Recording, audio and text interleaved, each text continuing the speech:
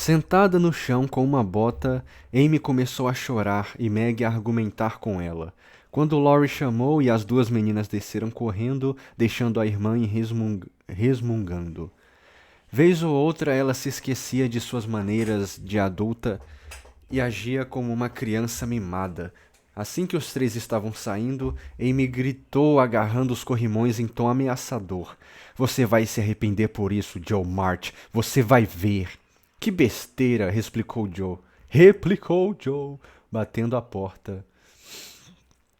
Foi uma noite encantadora, pois os 7 castelos do Lago do Diamante era uma peça brilhante e maravilhosa. Melhor do que qualquer coração poderia desejar.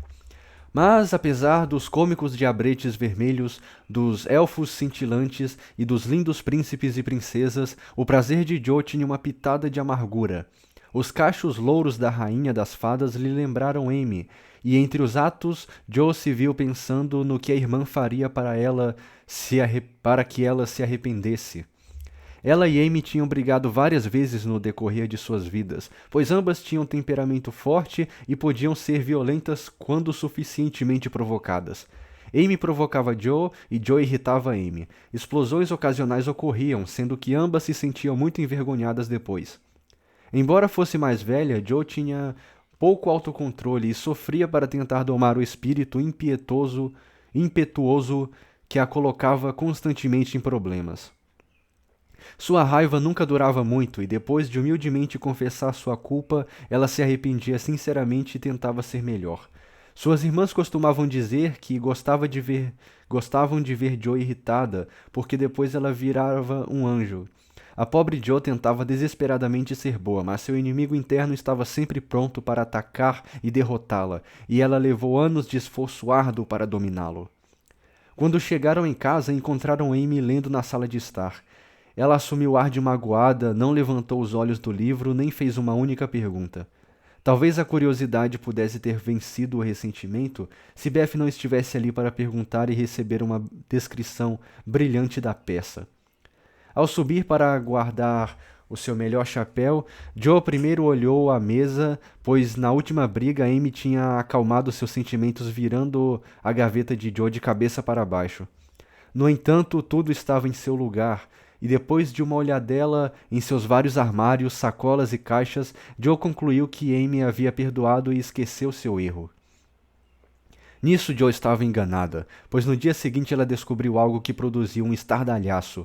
Meg, Beth e Amy estavam sentadas juntas ao final da tarde quando Joe entrou no aposento, parecendo eufórica e sem fôlego. Alguém pegou meu livro? Meg e Beth disseram não ao mesmo tempo e pareceram surpresas. Amy atiçou o fogo e não disse nada. Joe sentiu o sangue subir. Amy, foi você! Não, não fui eu. Você sabe onde está então? Não, não sei. Mentira! Gritou Joe, segurando-a pelos ombros e parecendo feroz o suficiente para assustar uma criança muito mais corajosa do que Amy. Eu não sei, eu não peguei, nem sei onde ele está, nem me importa. Você sabe de algo, e é melhor dizer logo, ou vai falar à força! Joe a sacudiu de leve. Pode ralhar o quanto quiser, você nunca mais vai ver o seu livro velho e boboca, gritou Amy a grito. Por quê? Eu coloquei fogo nele. O quê? O livrinho que eu tanto amava, que eu escrevia com tanto afinco e queria terminar antes de o papai chegar em casa. Você realmente o queimou? Disse Joe, ficando extremamente pálida enquanto seus olhos ardiam e suas mãos agarravam Amy. Sim, queimei. Eu disse que você ia pagar por ser tão ruim ontem, e foi o que eu fiz. Amy não pôde falar mais porque o temperamento colérico de Joe a dominou, e ela sacudiu Amy com tanta força que os dentes batiam e ela chorava com um misto de tristeza e raiva. Sua malvada, menina maldosa, eu nunca mais vou conseguir reescrevê-lo e nunca vou te perdoar enquanto eu viver. Meg voou para salvar Amy e Beth para acalmar Joe. Meg voou para salvar Amy e Beth para acalmar Joe. Mas Joe estava por demais fora de si, e dando um tapa de despedida na orelha da irmã, ela correu para fora do quarto e foi ao velho sofá no sótão, onde terminou de lutar sozinha. O clima logo clareou, pois a senhora March voltou para casa e, depois de ouvir a história, logo fez Amy perceber o mal que tinha cometido a sua irmã. O livro de Joe era seu xodó e era considerado pela família como um rebento literário de grande promessa. Era apenas meia dúzia de contos de fadas, mas Joe se dedicara a cada um deles pacientemente, colocando todo o seu coração em seu trabalho, na esperança de fazer algo bom o suficiente para ser publicado. Ela acabara de copiá-los de modo que a fogueira feita por Amy havia consumido uma obra amorosa de vários anos. Parecia uma pequena perda para os outros, mas para Joe era uma terrível calamidade, e ela achou que jamais superaria aquilo. Beth ficou de luto como se fosse um gatinho que morrera, e Meg se recusou a defender a sua irmã favorita. A senhora March parecia séria e triste, e Amy achou que ninguém mais a amaria se ela não pedisse perdão pelo ato do qual agora se arrependia mais do que qualquer outro.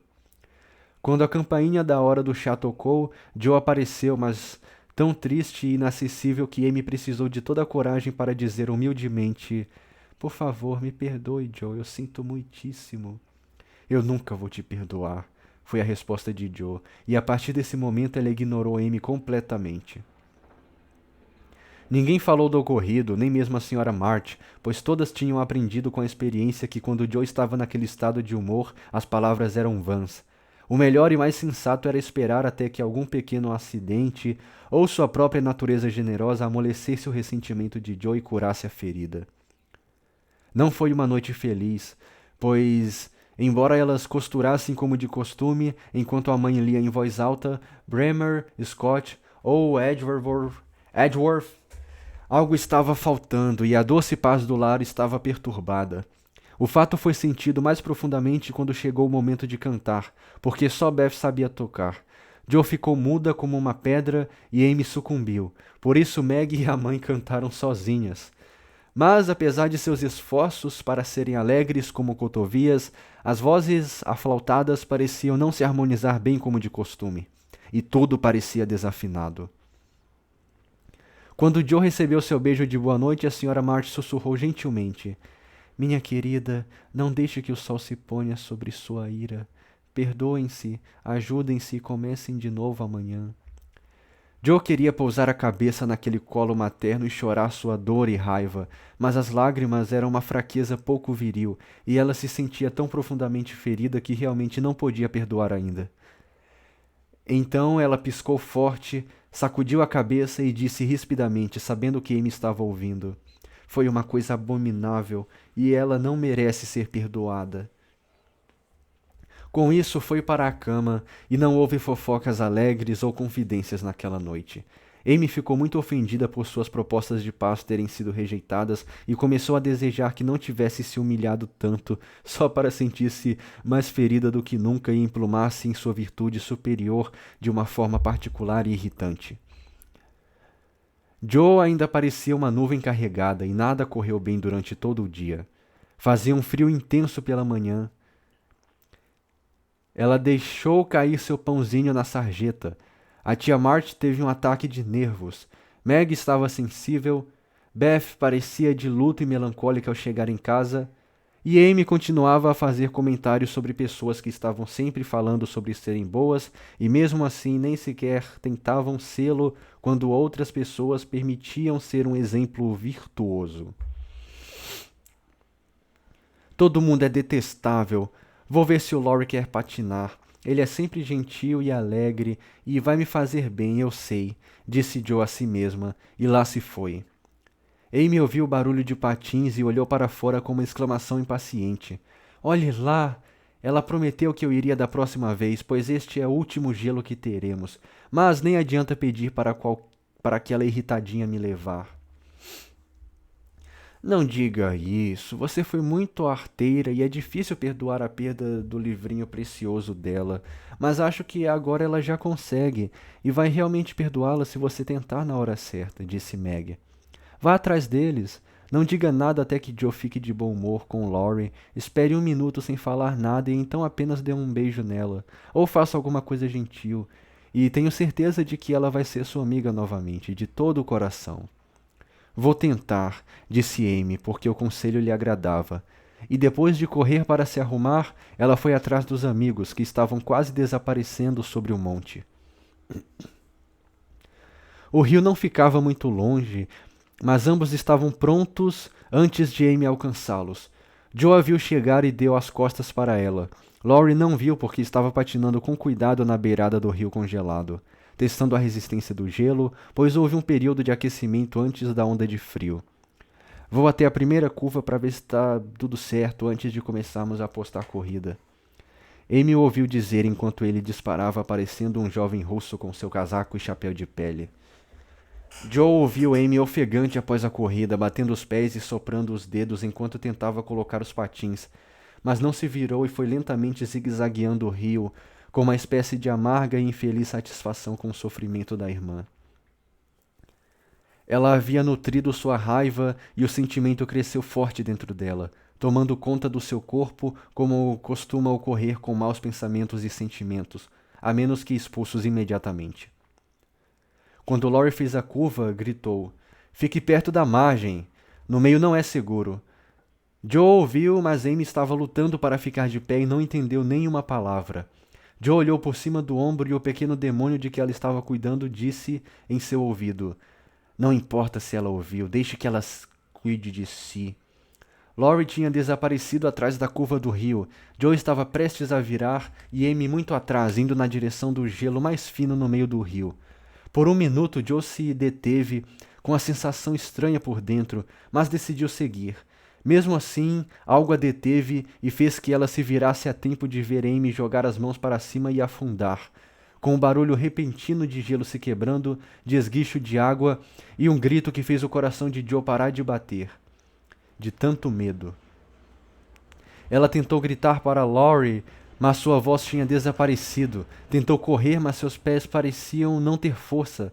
E por um segundo, tudo que ela conseguiu fazer foi ficar parada, olhando apavorada para a pequena capa azul que flutuava sobre a água negra. Algo passou correndo rapidamente por ela e a voz de Laurie gritou: "Traga uma tábua, rápido, rápido!" Como ela o fez, nunca soube. Mas nos minutos seguintes trabalhou como se estivesse possuída, obedecendo cegamente Laurie, que estava bastante seguro de si e que, deitado, sustentava Amy pelo braço e pelo taco de hóquei, até que Joe arrancou uma tábua da cerca e juntos eles puxaram a criança, mais assustada que ferida. "Temos de levá-la para casa o mais rápido possível. Ponha nossas coisas sobre ela enquanto eu tiro esses malditos patins", exclamou Laurie, colocando o casaco ao redor de Amy e puxando as cintas que nunca pareceram tão intricadas antes. Tremendo, pingando e chorando, eles levaram Amy para casa, e depois de um momento emocionante ela adormeceu, enrolada em cobertores diante do fogo quente. Durante a agitação, Joe mal tinha falado, mas tinha agido com pressa, pálida e selvagem, com o vestido rasgado e suas mãos cortadas e feridas pelo gelo, pela tábua e pelos ganchos refratários. Quando Amy estava dormindo confortavelmente, a casa em silêncio e a senhora March sentada na beirada da cama, ela chamou Joe e começou a enfaixar as mãos feridas. "Tem certeza de que ela está bem?" sussurrou Joe, olhando com remorso para a cabeça dourada que podia ter sido arrebatada de sua vista para sempre sob o gelo traiçoeiro. "Bastante bem, querida. Ela não está ferida. E não vai nem se resfriar, creio eu. Vocês foram muito espertos em cobri-la e trazê-la para casa rapidamente", respondeu a mãe alegre. "Foi o Laurie que fez tudo. Eu deixei ela lá. Mãe, se ela morresse, a culpa seria minha." E Joe desabou ao lado da cama em uma profusão de lágrimas penitentes, contando tudo o que tinha acontecido, condenando-se amargamente por sua dureza de coração e soluçando a sua gratidão por ter sido poupada da severa punição que poderia ter recaído sobre ela. "É o meu maldito jeito de ser. Eu tento curá-lo, acho que consegui, mas aí ele irrompe pior do que nunca. Ai, mãe, o que é que eu posso fazer? O que fazer?" gritou a pobre Joe desesperada. "Orai e vigiai, minha querida. Não se canse de tentar, e nunca ache que é impossível dominar os seus defeitos", disse a senhora March, puxando a cabeça despenteada para seu ombro e beijando o rosto molhado com tanta ternura que Joe chorou ainda mais. "Você não tem ideia de como isso é ruim, você não sabe. É como se eu fosse capaz de qualquer coisa quando estou nervosa. Fico tão violenta que poderia." Fico tão violenta que poderia machucar alguém e ainda me divertir. Temo fazer algo terrível algum dia, estragar minha vida e fazer todo mundo me odiar. Ai, mãe, me ajude, por favor. Ajudo, minha pequena, ajudo. Não chore tanto. Lembre-se deste dia e decida resolutamente, de todo o coração, nunca mais viver um dia assim. Joe, querida, todos nós temos as nossas tentações. Alguns as têm muito maiores do que as suas, e muitas vezes é preciso toda uma vida para vencê-las. Você agora está achando que seu temperamento é o pior do mundo, mas o meu costumava ser exatamente assim. O seu, mamãe? Mas como? Você nunca fica brava? E por um momento Joe se esqueceu do remorso e deu lugar à surpresa. Faz 40 anos que eu me policio e só recentemente consegui me controlar. Sinto raiva quase todos os dias, Joe, mas aprendi a não demonstrar. Estou sempre com raiva. E ainda tenho a esperança de aprender a não sentir, embora possa me levar mais 40 anos para isso. A paciência e a humildade no rosto do rosto que ela tanto amava era uma lição melhor para Joe do que o mais sábio sermão, a mais arguta reprimenda. Ela se sentiu confortada pela simpatia e pela confiança depositadas nela. Saber que sua mãe tinha uma falha como a dela, e tentava repará-la fazia seu próprio defeito ser mais fácil de suportar e reforçava sua resolução de superá-lo. Apesar de 40 anos parecerem tempos demais de vigia e oração para uma menina de 15 anos. Mãe, você está com raiva quando aperta os lábios e sai da sala? Às vezes você faz isso quando a tia Marge censura alguém, perguntou Joe, sentindo-se mais próxima e mais unida à mãe do que nunca. Sim, aprendi a pensar antes de falar. E quando vejo que vou falar algo contra a minha vontade, simplesmente me retiro por um minuto e me dou uma pequena reprimenda por ser tão fraca e perversa, respondeu a senhora March com um suspiro e um sorriso, enquanto alisava e prendia o cabelo desgrenhado de Joe. Como você aprendeu a ficar quieta? Isso é o que me preocupa, porque as palavras que machucam saem da minha boca antes que eu me dê conta, e quanto mais eu falo, pior fica, até que chega um momento em que sinto prazer em ferir os sentimentos das pessoas e dizer coisas terríveis. Me diga, como você consegue, mami? Minha mãe costumava me ajudar. Como você conosco, interrompeu Joe com um beijo agradecido. Mas eu a perdi quando era um pouco mais velha que você, e por anos tive de lutar sozinha, pois era orgulhosa demais para confessar a minha fraqueza a alguém. Eu tive muita dificuldade, Joe, e derramei um bom número de lágrimas pelos meus fracassos, pois apesar dos meus esforços, parecia que nunca conseguiria. Então seu pai apareceu, e fiquei tão feliz que achei fácil ser uma boa pessoa. Mas, com o passar do tempo, quando fiquei com 4 filhinhas ao meu redor e éramos pobres, o velho problema voltou a surgir, porque não sou paciente por natureza e foi muito difícil ver minhas filhas em necessidade. Pobre mamãe, e o que te ajudou? Seu pai, Joe. Ele nunca perde a paciência, nunca duvida ou se queixa, tem até vergonha de fazer o contrário diante dele. Tenho, né? Tenho. Tenho. Ele está sempre esperançoso. Ele age e espera tão alegremente que as pessoas têm até vergonha de fazê-lo ao contrário diante dele. Ele me ajudou e confortou e me mostrou que eu devia tentar praticar todas as virtudes que eu queria que minhas meninas tivessem, pois eu era o seu exemplo. Era mais fácil tentar por vocês do que por mim. Um olhar assustado ou surpreso de uma de vocês quando eu falava bruscamente me repreendia mais do que qualquer outra palavra. E o amor, o respeito e a confiança das minhas filhas eram a recompensa mais doce que eu poderia receber por meus esforços de ser a mulher que eu queria que elas imitassem. Ah, mãe, se eu tivesse metade da sua bondade, já ficaria feliz, exclamou Joe, muito tocada. Espero que você seja muito melhor do que eu, minha querida, mas você tem de vigiar o seu inimigo interno, como diz seu pai, ou ele pode entristecer ou mesmo estragar sua vida. Hoje você recebeu um alerta.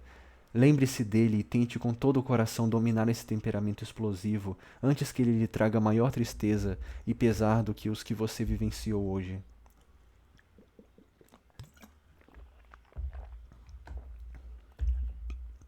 Vou tentar, mãe. Juro que vou. Mas você tem de me ajudar, me lembrar e me impedir de explodir. Várias vezes vi o papai colocar o dedo sobre os lábios e olhar para você com um rosto muito gentil. Mas sério, e você apertava os lábios e saía. Ele estava lembrando você? Perguntou Joe meiga. Sim, eu pedi que ele me ajudasse e ele nunca se esqueceu. Ele me salvou de muitas palavras impetuosas com esse pequeno gesto e esse olhar gentil. Joe viu que os olhos da mãe se encheram e seus lábios tremeram enquanto ela falava, e temendo ter falado demais, ela sussurrou ansiosamente.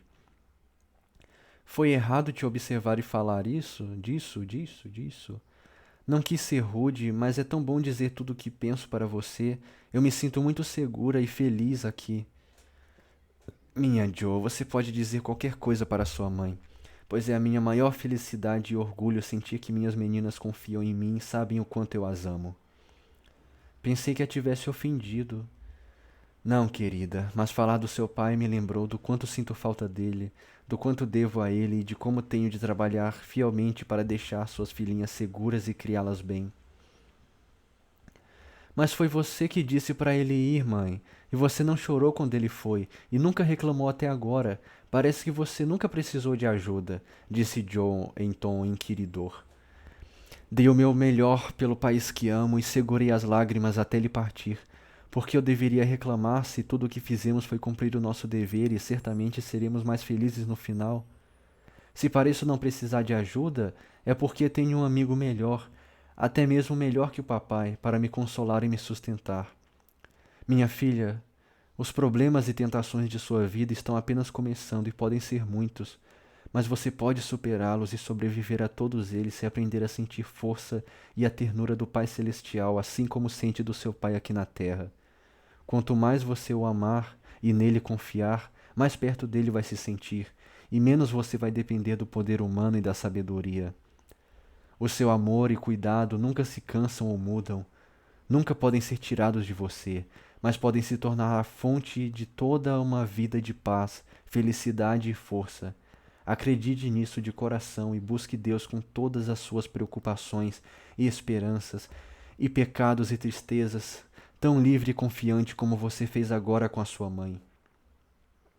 A única resposta de Joe foi abraçar forte a mãe, e no silêncio que se seguiu, a oração mais sincera que ela já havia feito deixou seu coração silenciosamente. Pois naquela triste, porém venturosa hora, ela havia aprendido não só a amargura do remorso e do desespero, mas a doçura da abnegação e do autocontrole. E levada pela mão da mãe, tinha se aproximado do amigo que sempre acolhe a todas as crianças com um amor mais forte do que o de qualquer pai, mais delicado que o de qualquer mãe. Amy se mexeu e suspirou em meio ao sono, e, como se ansiosa para começar logo a consertar seus erros, Joe ergueu os olhos com uma expressão no rosto que nunca havia sido vista antes.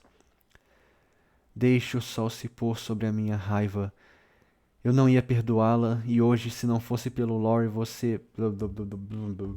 Se não fosse pelo Lori, poderia ter sido tarde demais. Como pude ser tão má? Disse Joe meio em voz alta enquanto se inclinava sobre a irmã, acariciando suavemente o cabelo molhado espalhado sobre o travesseiro. Como se tivesse ouvido, Amy abriu os olhos e estendeu os braços com um sorriso que foi direto ao coração de Joe. Nenhuma das duas disse nada, mas se abraçaram com força apesar dos cobertores e tudo foi perdoado e esquecido com um beijo carinhoso. Ah, sim. Abaddon de Joe. Meg visita o mundo da vaidade. Acho que foi a coisa mais sortuda do mundo as crianças pegarem sarampo justo agora, disse Meg em um dia de abril, enquanto preparava seu caixote para a viagem cercada por suas irmãs. E muito atencioso da parte de Annie Moffat não esquecer sua promessa. 2 semanas todinhas de diversão será esplêndido, respondeu Joe, parecendo um moinho de vento ao dobrar as saias com seus longos braços. E o clima está tão bom, estou tão contente, acrescentou Beth, cuidadosamente ordenando as fitas de pescoço e de cabelo em seu melhor caixote, emprestado para a grande ocasião. Queria eu ter um momento assim divertido e poder vestir todos esses ornamentos, belos ornamentos, né? disse Amy com a boca cheia de alfinetes, enquanto preenchia artisticamente a almofada da sua irmã. Eu queria que todas fossem, mas como vocês não podem, vou guardar as minhas aventuras para contar quando eu voltar. Tenho certeza de que é o mínimo que posso fazer depois de vocês terem sido tão amáveis, emprestando-me coisas e me ajudando a me arrumar, disse Meg, olhando em volta do quarto com sua roupa muito simples, que parecia quase perfeita a seus olhos. O que a mamãe te deu na caixa de tesouros? Perguntou Amy, que não estivera presente na hora da abertura de uma determinada caixa de cedro em que a senhora March guardava algumas relíquias do esplendoroso passado como presentes para suas meninas quando chegasse o momento oportuno. Um par de meias de seda, aquele leque feito à mão e uma linda cinta azul. Eu queria seda violeta, mas não há tempo para costurar e preparar um vestido, então vou me contentar com a minha velha tarlatana. Vai ficar bonito com a minha nova saia de musselina, e a cinta vai ser a cereja do bolo. Que pena que quebrei a pulseira de coral, senão você poderia usar, disse Joe, que adorava dar e emprestar, mas cujos pertences normalmente estavam muito degradados para serem de alguma utilidade. Tem uma linda pérola à moda antiga na caixa de tesouros, mas a mamãe disse que flores de verdade são o ornamento mais belo para uma menina. E Laurie prometeu me enviar tudo o que eu quisesse, respondeu Meg. Agora, deixe-me ver. O meu traje cinza para passeios. Enrole a pena do meu chapéu, Beth, e dobre minha popilina para o domingo e a festa. Para o domingo e a festa. Não é quente demais para a primavera? A seda violeta seria excelente. Ah, meu Deus. Não se preocupe, você tem a tarlatana para a grande festa e sempre fica parecendo um anjo de branco, disse Amy, revirando os pequenos artigos de luxo nos quais sua alma se deleitava. Não é decotado e não arrasta o suficiente no chão, mas vai ter de bastar. Meu vestido caseiro azul está tão bom e recém-cortado que parece novo. Minha bolsa está fora de moda e minha touca não se parece nada com a da Sally. Eu não queria dizer nada, mas fiquei muito desapontada com meu guarda-chuva. Eu disse para a mamãe que queria um preto com cabo branco, mas ela esqueceu e comprou um verde com cabo amarelo. Brasil, ziu, ziu! Ele é forte e bem acabado, então eu não deveria reclamar, mas sei que eu vou sentir vergonha do lado do da Anne, que é de seda e com a ponta de ouro, suspirou Meg, examinando o pequeno guarda-chuva com grande desgosto. Use outro, aconselhou Joe. Não vou ser tão fútil e não quero ferir os sentimentos da Mami, sendo que ela se esforçou para conseguir o que eu queria. É um desejo absurdo meu e não vou ceder a ele. Minhas meias de seda e os 2 pares novos de luvas são o meu conforto. Foi muito boa vontade me emprestar as suas, Joe. Eu me sinto tão rica e acho que elegante também, com 2 novos pares. E Meg deu um olhar renovado para a sua caixa de luvas. Anne Moffat tem laços azuis e rosa nas toucas de dormir. Você põe alguns na minha também? Ela perguntou enquanto Beth trazia das mãos de Hannah uma pilha de musselinas alvas como a neve. Eu não faria isso, porque os gorros não vão combinar com os vestidos livres sem ajustes. Pobres não deveriam se emperiquitar, disse Joe decididamente. Será que algum dia terei a felicidade de ter laços de verdade nas roupas e nos gorros? Disse Meg impaciente. Outro dia você disse que ficaria feliz só de ir na casa da Anne Moffat, observou Beth de seu jeito tranquilo. E é verdade, estou feliz e não vou me preocupar com essas coisas, mas não parece que quanto mais se tem, mais se quer? Pronto, tudo pronto, exceto o meu vestido de baile, que vou deixar para a mamãe dobrar, disse Meg, animando-se enquanto olhava do caixote semi-cheio para a tarlatana branca, toda remendada, e que ela chamava de vestido de baile com ar importante. No dia seguinte, o clima estava bom, e Meg partiu em grande estilo para uma quinzena de novidade e prazer. A senhora March tinha consentido com a visita com certa relutância, temendo que Margaret voltasse mais descontente do que partira. Mas ela implorou tanto e Sally tinha prometido cuidar bem dela. E um pouco de prazer parecia tão bem-vindo depois de um inverno de trabalho penoso que a mãe cedeu e a filha foi ter o seu primeiro contato com a vida da moda. Os Moffat eram muito elegantes, E a simples Meg ficou bastante assustada em um primeiro momento com o esplendor da casa e a elegância dos seus moradores. Mas eles eram boas pessoas, apesar da vida frívola que levavam, e logo deixaram sua hóspede à vontade. Meg sentiu, sem entender o motivo, que talvez eles não fossem particularmente cultos ou inteligentes e que todo aquele ouro não conseguia esconder o material comum de que eles eram feitos. Era certamente agradável comer e beber suntuosamente, andar em uma boa carruagem, vestir os melhores vestidos diariamente e não fazer nada a não ser divertir-se. Aquilo combinava plenamente com ela, e logo ela começou a imitar os costumes e a conversa das pessoas ao seu redor, assumindo ares de graça, usando frases em francês, frisando o cabelo, levantando o vestido para caminhar e falando das modas tão bem quanto podia. Quanto mais via as belas coisas de Anne Moffat, mais a invejava e aspirava a ser rica. A sua casa agora parecia nua e triste quando pensava nela. O trabalho parecia mais árduo do que nunca, e ela se sentia uma menina muito pobre e muito sofrida, apesar das novas luvas e das meias de seda. Ela não tinha muito tempo para descontentamento, no entanto, pois as três jovens estavam sempre ocupadas em passar um momento agradável. Elas faziam compras, caminhavam, andavam a cavalo, recebiam visitas todos os dias, iam a teatros e óperas ou brincavam em casa à noite, porque Anne tinha muitos amigos e sabia como entretê-los. Suas irmãs mais velhas eram senhoritas muito finas, e uma estava noiva, o que era extremamente interessante e romântico, pensou Maggie. O Sr. Moffat era um senhor de idade, gordo e alegre, que conhecia seu pai, e a Sra. Moffat, uma senhora de idade, gorda e alegre, que gostara de Meg tanto quanto a filha. Todos paparicavam e Daisy, como todos a chamavam, estava prestes a ter sua cabeça feita. Ah, jura?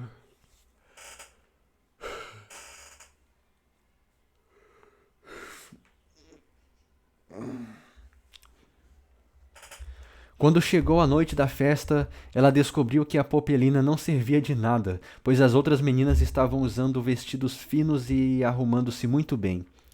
E então veio a Tarlatana, parecendo mais velha, surrada e rota do que nunca ao lado do traje novo de Sally. Meg viu as meninas olharem para ela e depois umas para as outras. Suas bochechas começaram a queimar, pois com toda a sua delicadeza ela estava muito orgulhosa. Ninguém disse uma palavra sobre aquilo, mas Sally se ofereceu para pentear seu cabelo, e Anne para arrumar sua faixa, e Belle, a irmã engajada, elogiou seus braços brancos. Mas na bondade delas, Meg viu apenas compaixão por sua nobreza, e seu coração se entristeceu quando ela ficou ali de pé, sozinha, enquanto as outras riam, conversavam e revoavam pelo salão como borboletas translúcidas. O sentimento amargo estava ficando cada vez pior, até que o criado trouxe uma caixa de flores. Antes que ela pudesse falar, Anne tirou a tampa e todas começaram a exclamar ao ver as adoráveis rosas e urzes e samambaias. É para Belle, claro. George sempre manda alguma coisa, mas essas estão completamente arrebatadoras, gritou Anne torcendo o nariz. São para a senhorita March, disse o homem, e tem um bilhete, acrescentou o empregado, estendendo-o para Meg. Que divertido! De quem são? Não sabia que você tinha um namorado, gritaram as meninas em alvoroço ao redor de Meg, todas muito curiosas e surpresas. O bilhete é da minha mãe e as flores do Laurie, disse Meg simples, mas muito satisfeita por ele não ter se esquecido dela. Ah, é verdade, disse Anne com um olhar engraçado enquanto Meg enfiava o bilhete no bolso como uma espécie de talismã contra a inveja, vaidade e falso orgulho, pois as poucas palavras de amor tinham-lhe feito bem e as flores a animaram com sua beleza. Sentindo-se quase feliz novamente, pegou algumas urzes e rosas para si e rapidamente dispôs o resto em buquês delicados para o busto, os cabelos ou as saias de suas amigas, oferecendo-as tão lindamente que Clara, a irmã mais velha, disse que Meg era a coisinha mais doce que ela já vira. Todas pareciam bastante encantadas com seu pequeno gesto atencioso. De alguma forma, o ato de bondade acabou com seu desânimo, e quando todas as meninas foram se exibir para a senhora Moffat, ela viu um rosto feliz e de olhos brilhantes no espelho. Nesse meio tempo, Meg colocou as samambaias nos cabelos ondulados e prendeu as rosas no vestido, que agora já não parecia tão pobre. Ela se divertiu muito naquela noite, pois dançou o quanto queria. Todo mundo foi muito gentil e ela recebeu 3 elogios. Anne a fez cantar e alguém disse que ela tinha uma voz extraordinariamente bela. O Major Lincoln perguntou quem era a viva menina de belos olhos, e o Sr. Moffat insistiu em dançar com ela, pois parecia que ela não andava e sim flutuava, como ele gentilmente disse. Então, no geral, ela se divertiu muito, até que ouviu por acaso parte de uma conversa que a perturbou demais. Ela estava sentada na estufa esperando que seu parceiro lhe trouxesse um refresco, quando ouviu uma voz perguntar do outro lado da parte florida: "Quantos anos ele tem?" 16 ou 17, eu diria, respondeu outra voz. Seria uma sorte enorme para uma garota dessas, não é? Sally diz que eles andam muito íntimos e que o velho as adora. A senhora Amy não dá ponto sem nó, ouso dizer, e sabe muito bem quando baixar as cartas que tem na mão. A menina evidentemente ainda não pensa nisso, disse a senhora Moffat. Ela contou aquela lorota sobre a mãe como se soubesse de algo e corou quando as flores lhe foram entregues, pobrezinha. Ela seria tão boa se tivesse estilo. Você acha que ela ficaria ofendida se nos oferecêssemos para lhe emprestar um vestido para quinta-feira? Perguntou outra voz. Ela é orgulhosa, mas não acho que se importaria, porque tudo que ela tem é aquela tarlatana chinfrim.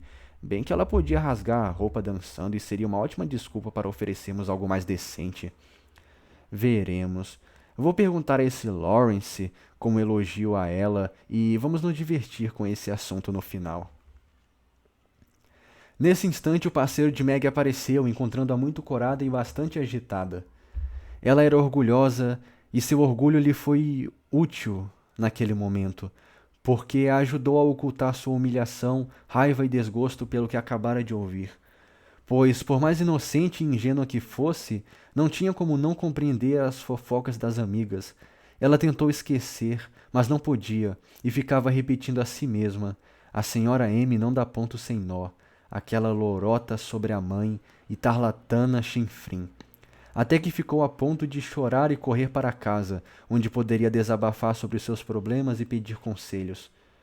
Como isso era impossível, deu o melhor de si para parecer feliz e, estando bastante animada, conseguiu fingir tão bem que ninguém desconfiava do esforço que estava fazendo.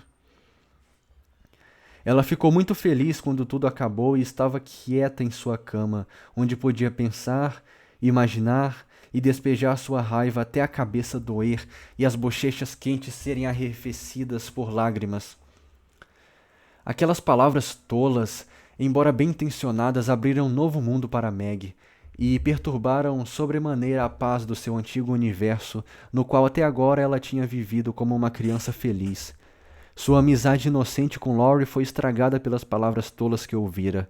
A fé em sua mãe estava um pouco abalada frente aos planos mundanos a ela atribuídos pela senhora Moffat, que julgava os outros com a sua própria medida, e a sensata resolução de se contentar com um guarda-roupa simples, adequado à filha de um homem pobre, foi enfraquecida pela desnecessária pena de meninas que achavam que um vestido velho era uma das maiores calamidades que podiam existir na terra.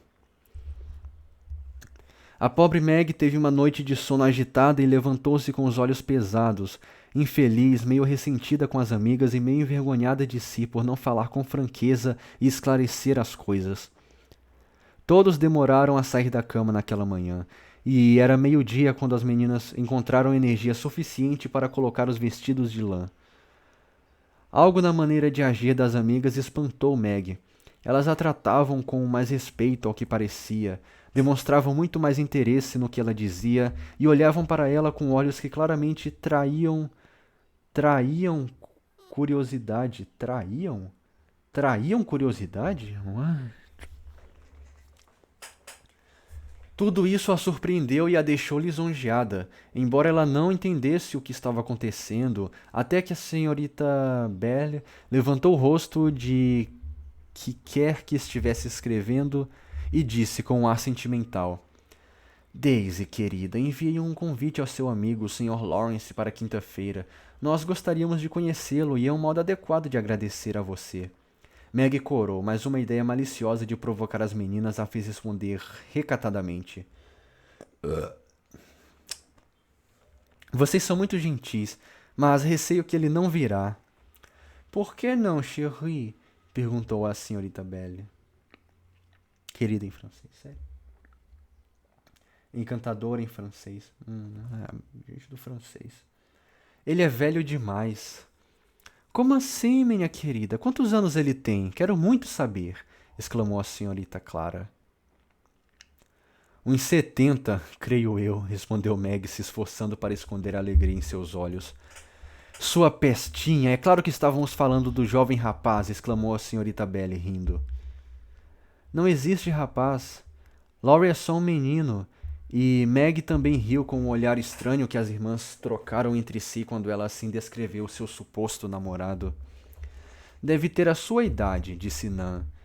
Está mais para a idade da minha irmã Jo. Vou fazer 17 anos em agosto, explicou Meg, inclinando a cabeça de modo displicente. Foi muito lindo da parte dele enviar-lhe flores, não foi? Disse Anne, sem nem sequer saber do que falava. Sim, ele faz isso sempre, para todas nós, porque a casa dele é cheia de flores e nós gostamos muito delas. Minha mãe e o velho Sr. Lawrence são amigos, vocês sabem, por isso é bastante natural que nós, as crianças, brinquemos juntos. E Meg esperava que elas não dissessem mais nada. É evidente que Daisy ainda não desabrochou, disse a senhorita Clara para Belle com um aceno. Um estado tão virginal de inocência, retrucou a senhorita Belle, dando de ombros. Preciso sair para resolver pequenos assuntos para minhas meninas. Posso fazer algo por vocês, senhoritas? Perguntou a senhora Moffat, andando pesadamente como um elefante vestido com sedas e rendas. Não, obrigada, senhora, respondeu Sally. Eu já tenho o meu novo vestido de seda rosa para a quinta e não preciso de mais nada.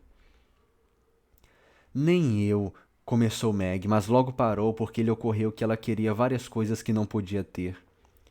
O que você vai vestir? Perguntou Sally. Meu velho vestido branco de novo, isto é, se eu conseguir remendá-lo a contento, porque infelizmente ele rasgou na noite passada, disse Meg, tentando falar com bastante calma, mas sentindo-se muito desconfortável. Por que você não escreve para a sua casa e pede que mandem outro? Disse Sally, que não era uma senhorita muito observadora. Eu não tenho um outro. Custou muito a Meg dizer isso, mas Sally não percebeu e exclamou com verdadeira e gentil surpresa. Só um? Que engraçado! Ela não conseguiu concluir porque Belle balançou a cabeça para ela e a interrompeu dizendo amavelmente: Não se preocupe, de que serve ter um monte de vestidos quando ela ainda não desabrochou? Não precisa escrever e pedir nada, Daisy. Mesmo se você tivesse uma dúzia de trajes, porque tenho um vestido lindo de seda azul que não uso, porque ficou pequeno para mim. Você poderia usá-lo para me agradar, não é, querida? Você é muito gentil, mas não me importo de usar o meu vestido velho, o velho vestido. Meu Deus, eu tô com muito sono. Se vocês não se importarem. Ele cai bem para uma menina como eu, disse Meg. Ora, deixe que eu me divirta vestindo em grande estilo. Eu gosto disso e você ficaria lindinha com um toque aqui e ali. Não vou deixar ninguém ver você antes de estar pronta. E depois entraremos no baile como Cinderela e a madrinha, disse Bella em seu tom persuasivo. Meg não podia recusar uma oferta tão generosa e um desejo de ver se ela ficaria lindinha com um toque aqui e ali, fez que ela aceitasse o convite e esquecesse todos os seus incômodos sentimentos passados em relação aos Moffat. Na quinta-feira à noite, Belle se trancou com a criada e entre as duas fizeram de Meg uma fina senhorita. Elas fizeram ondas e cachos em seu cabelo, poliram o pescoço e os braços com um pouco de pó perfumado, tocaram de leve seus lábios com pomada de coralina para deixá-los mais vermelhos e Hortense teria acrescentado uma pitada de rouge, se Meg não tivesse objetado. Uma curiosidade aqui é que rouge é vermelho em francês também, tudo em francês. Se Meg não tivesse objetado, elas a vestiram com uma roupa azul celeste que estava tão apertada que ela mal podia respirar, e tão decotada que a modesta Meg corou só de se olhar no espelho. Um conjunto de filigrana prateada foi adicionado, pulseiras, colar, broche e até mesmo brincos. Um buquê de rosas no busto e uma fita de enfeite deram um acabamento perfeito para que Meg exibisse seus belos ombros brancos, e um par de botas de seda de salto alto satisfez o último desejo de seu coração. Um lenço de renda, um leque de penas e um ramalhete em uma ombreira deram o toque final. E a senhorita Belle a examinou com a satisfação de uma menina ao ver sua boneca de vestido novo. A mademoiselle está charmante, très jolie, não acha? Encantadora, muito bonita. Mademoiselle charmante, très jolie, exclamou Hortense, batendo as mãos em um arrebatamento afetado. Venha e se mostre, disse a senhorita Belle, mostrando o caminho para a sala onde as demais estavam esperando. Enquanto Meg farfalhava atrás dela com suas longas saias arrastando, seus brincos tilintando, seus cachos ondeando e seu coração batendo, ela sentiu que sua diversão finalmente começara, pois o espelho tinha dito claramente que ela estava lindinha. As amigas repetiram a gentil frase entusiasticamente e ela ficou parada durante vários minutos, como uma ave apreciando as plumas emprestadas, enquanto as meninas tagarelavam ao seu redor. Enquanto me visto, ensine para ela, Nan, como segurar a saia e andar com os saltos altos, senão ela vai tropeçar. Pegue aquela borboleta prateada e prenda aquele cacho mais longo do lado esquerdo da cabeça dela, Clara. E não ousem desarrumar o trabalho encantador das minhas mãos, disse Belle, que logo em seguida saiu correndo, demonstrando estar bastante satisfeita com seu êxito. Estou com medo de descer. Sinto-me tão estranha e dura e seminua, Meg disse a Sally quando o sino tocou e a senhora Moffat solicitou às senhoritas que comparecessem imediatamente. Você está irreconhecível, mas está linda. Eu não sou nem páreo para você, pois a Belle tem muito bom gosto e você é muito afrancesada, eu lhe garanto. Deixe as flores pendentes, não seja tão cuidadosa com elas e tome cuidado para não tropeçar, disse Sally, tentando não se importar com o fato de Meg estar mais bonita do que ela. Lembrando com carinho o alerta, Margaret desceu com segurança as escadas e foi ao salão de desenhos, onde os Moffat e alguns convidados adiantados estavam reunidos. Ela logo descobriu que há um encanto nas roupas finas que atrai uma certa classe de pessoas e assegura o seu respeito. Várias jovens senhoritas que não tinham tomado o conhecimento dela antes, de repente se mostraram muito carinhosas. Vários jovens cavalheiros que mal olharam para ela na outra festa, agora não só a encaravam como pediam que fossem apresentados e diziam todo tipo de coisas bobas, mas agradáveis para ela. E várias senhoras de idade sentadas nos sofás, criticando o resto da festa, perguntaram quem era ela com um ar de interesse. Ela ouviu a senhora Moffat responder para uma delas. Daisy March. O pai é coronel no exército, uma das nossas melhores famílias, mas com reveses da vida. Amigos íntimos dos Lawrence, criatura doce, eu lhes asseguro. Meu Ned está louco por ela. Minha nossa, disse a velha senhora, colocando os óculos para observar mais uma vez Meg, que tentava aparentar não ter ouvido nem ter ficado bastante chocada com as lorotas da senhora Moffat. O sentimento de estranheza não passou, e ela se imaginava atuando no mais novo papel de fina senhora, e por isso se saiu muito bem. Embora o vestido apertado fizesse doerem as costelas, a barra ficasse enrolando sob os seus pés, e ela estivesse com medo constante de que seus brincos sairiam voando, se perderiam ou se quebrariam. Ela estava abanando o leque e rindo das piadinhas de um jovem cavalheiro que tentava ser espirituoso, quando de repente parou de rir e pareceu confusa, pois logo à sua frente viu Laurie. Ele a olhava com indisfarçável surpresa e desaprovação também, pensou ela, pois apesar de se curvar e sorrir, algo em seus olhos honestos a fez corar e desejar que ela ainda estivesse com seu vestido velho. Que sentido que faz isso, meu? Para completar a confusão, ela viu Belly cutucar Anne e ambas olharem dela para. Pera. E ambos olharem dela para Laurie, que ela ficou feliz em ver. Parecia estranhamente infantil e tímido. Pobres criaturas, colocar esses pensamentos na minha cabeça. Eu não vou me importar nem mudar por causa disso, pensou Meg, cruzando o aposento com o vestido farfalhando para apertar as mãos do amigo. Estou feliz que você veio. Eu estava com medo de que não viesse, ela disse com seu ar mais adulto. A Joe quis que eu viesse e contasse como você estava. Então eu vim, respondeu Laurie sem tirar os olhos dela, embora estivesse com um sorriso breve no rosto por causa do tom maternal dela. O que você vai dizer a ela? Perguntou Meg, cheia de curiosidade para saber a sua opinião sobre ela, embora se sentindo pouco à vontade com ele pela primeira vez na vida. Vou dizer que não a reconheci porque você parece tão adulta e tão diferente de quem realmente é que chego a ter medo de você, disse ele brincando com o botão da sua luva. Que exagero! As meninas me vestiram assim por diversão e eu gostei bastante. Joe não ficaria surpresa se me visse? Perguntou Meg, empenhada em fazê-lo dizer se ele pensava que ela estava melhor ou não. Sim, acho que ficaria, respondeu Laurie seriamente. Você não gostou de mim assim? Perguntou Meg.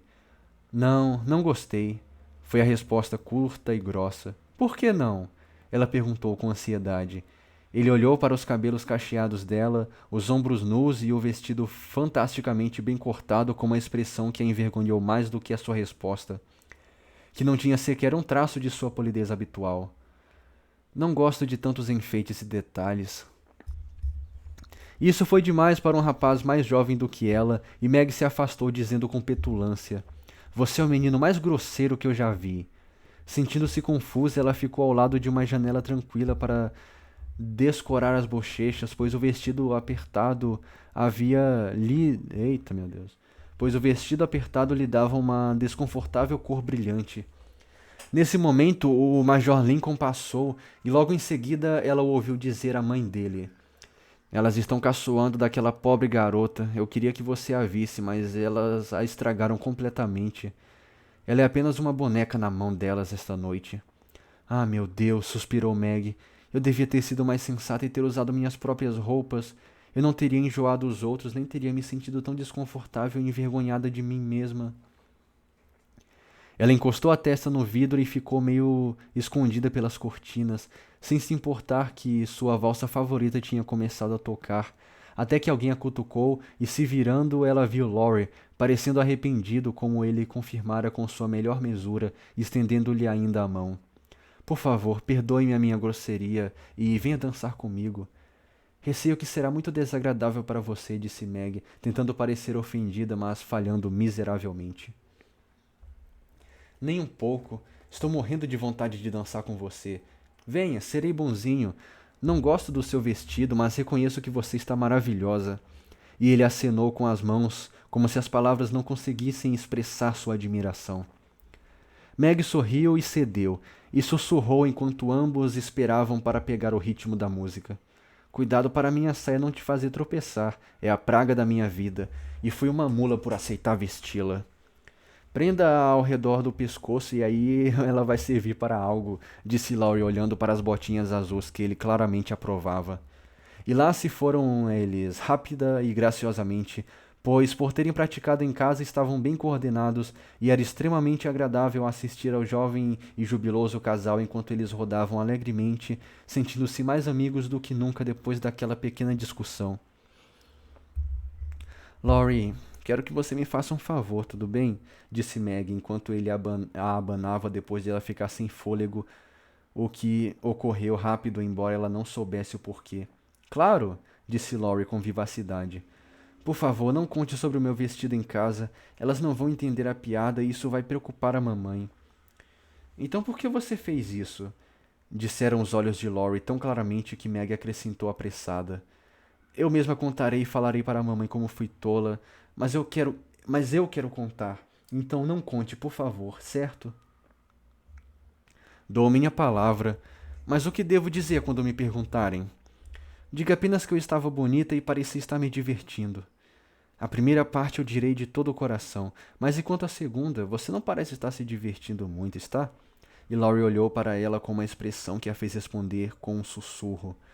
Não, no momento não. Não pense que estou enfadada, eu só queria me divertir um pouco, mas já descobri que esse tipo de diversão não compensa e estou me cansando dela. Lá vem o Ned Moffat. O que será que ele quer? Disse Laurie, mexendo nas sobrancelhas negras como se não considerasse o jovem uma peça de decoração agradável para compor a festa. Ele sugeriu o nome dele para 3 danças e suponho que está vindo por isso. Que maçada, disse Meg, assumindo um ar lânguido que divertiu Laurie intensamente. Ele não falou com ela novamente até a hora do jantar, quando a viu beber champanhe com Ned e seu amigo Fisher, que estavam se comportando como 2 tolos. Como Laurie disse para si, pois ele sentia uma espécie de direito fraternal de cuidar das Mart e lutar suas batalhas sempre que um defensor se fazia necessário. Você vai ter uma dor de cabeça de lascar amanhã se beber muito disso. Eu pararia por aqui, Meg. Sua mãe não gosta, você sabe. Ele sussurrou, inclinando-se sobre sua cadeira, enquanto Ned virava-se para encher novamente o seu copo.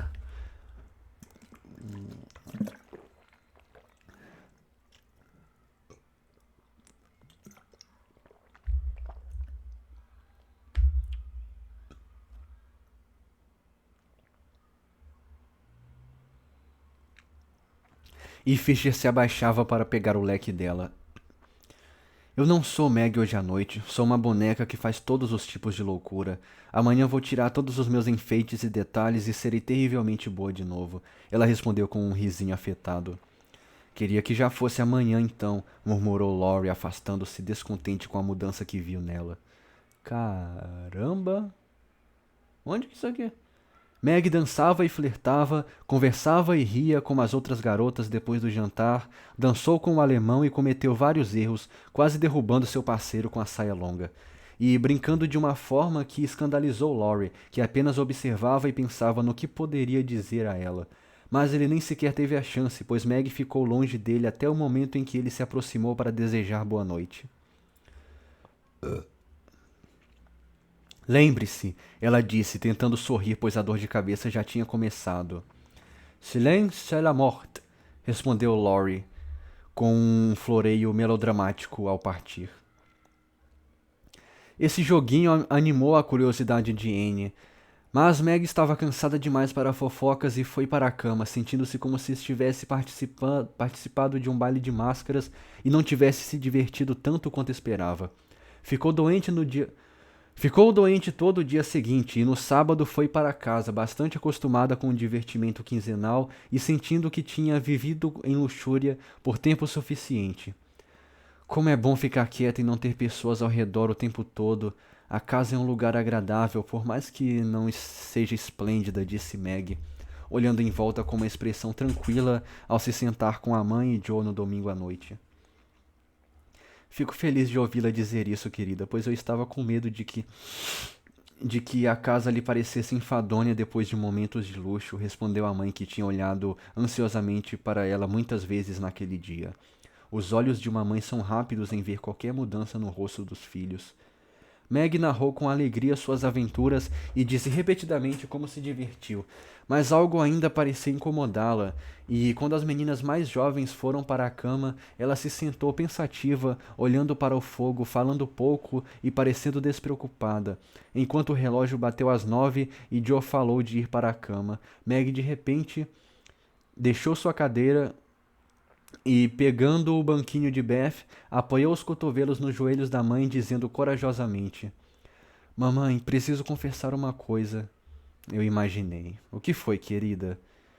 Querem que eu saia? Perguntou Joe discretamente. Claro que não. Eu não te conto sempre tudo. Só fiquei com vergonha de falar na frente das mais novas, mas quero que vocês saibam todas as coisas terríveis que fiz na casa dos Moffat. Estamos preparadas, disse a senhora March, sorrindo, mas parecendo algo ansiosa. Eu contei que elas me vestiram, mas não contei que também passaram maquiagem em mim, que frisaram meu cabelo e me deixaram parecendo uma gravura da moda. Laurie achou que eu não estava... Mano, que sentido que faz isso? Que crime é esse, meu Deus? Laurie achou que eu não estava adequada. Sei que ele achou, embora não tenha dito. E o homem me chamou de boneca. Eu sabia que era Ela tem quantos anos? 10, mano? Ela não tem 17, não? 18? Eu sabia que era bobagem, mas elas me lisonjearam e disseram que eu era linda e um monte de outras tolices, então deixei que caçoassem de mim. Nossa, mano, isso aí deve ser muito antigo, hein, velho? Que porra é essa? Só isso? Perguntou. Exatamente, Joe, só isso? Perguntou Joe enquanto a senhora Martin olhava em silêncio para o rosto abatido da filha. Linda filha, né? Sem encontrar ânimo no coração para culpá-la por suas pequenas extravagâncias. Não, ó que absurdo. Eu bebi champanhe, fiz traquinagens e tentei flertar. E no geral estava agindo de maneira totalmente, meu, que criminosa. Vai pra cadeia você por por se maquiar, beber champanhe, flertar e fazer traquinagens, disse Meg com autocensura. Acho que tem algo mais. E a senhora Martin acariciou o rosto malício da filha, que de repente corou. Meg então respondeu devagar, agora vem o ápice, hein? Sim, é uma bobagem, mas quero contar, pois odeio que as pessoas fiquem falando ou pensando coisas sobre Laurie e eu. Então ela relatou as várias fofocas que ouvira na casa dos Moffat, e enquanto falava, Joe viu a mãe dobrar os lábios com força, como se incomodada por aquelas ideias maliciosas terem sido colocadas na cabeça da inocente Meg. Ora, essa é a maior besteira que eu já ouvi na vida, exclamou Joe indignada. Por que você não saiu do esconderijo e não os desmentiu ali mesmo? Não consegui, eu estava tão envergonhada. Primeiro não pude deixar de ouvir, depois fiquei com tanta raiva e vergonha que nem me lembrei de que devia ir embora dali. Espere até eu encontrar a Annie Moffat. Ela vai ver só. Que ideia mais tola é essa de ter planos e ser gentil com Laurie porque ele é rico e pode querer casar conosco? Ele ia dar um berro se eu contasse o que aquelas bobinhas disseram sobre nós pobrezinhas. E Joe riu, porque pensando bem, tudo não parecia passar de uma piada engraçada. Quando que acaba esse capítulo, mano? Ah, muito longo. Piada engraçada. Piada engraçada. Eu vou terminar aqui, valeu.